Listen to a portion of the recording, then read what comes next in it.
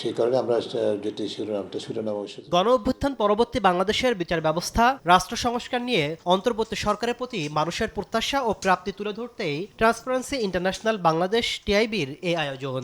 ইতিবাচক যে অর্জন হয়েছে তার তুলনায় টিআইবির গবেষণা প্রতিবেদনে বলা হয়, সংস্কার নিয়ে সরকারের কিছু ইতিবাচক পদক্ষেপ থাকলেও বাস্তবায়নের অনেক ক্ষেত্রে ছিল লোক দেখানো ও অকার্যকর। প্রশাসন পতিত আওয়ামী লীগের প্রভাব থেকে বের হলেও অন্য মহলের দখলদারিত্ব বেড়েছে। একই সঙ্গে জুলাই হত্যাযজ্ঞের মামলার বিচার নিয়েও নানা প্রশ্ন তোলা হয় প্রতিবেদনে। ঢালাওভাবে মামলায় সম্পৃক্ত করে আটক রাখা হয়েছে। সেই প্রক্রিয়াটা কতটুকু আসলে বিচার আর কতটুকু তাদের প্রতিশোধ সেটা দেখার বিষয়। এর ফলে যেটা হয়েছে যে শঙ্কার জায়গাটা সেটা হচ্ছে বাস্তবে যারা অপরাধী তাদেরকে চিহ্নিত করে তাদেরকে বাস্তবে জবাবদিহিতা তার আনা এবং সেই জবাবদিহিতা যতটুকু হবে সেটাও কতটুকু গ্রহণযোগ্য হবে। এ গ্রেড ক্লিংকারের কনফিডেন্স সিমেন্ট, বাংলাদেশের হৃদয় জুড়ে।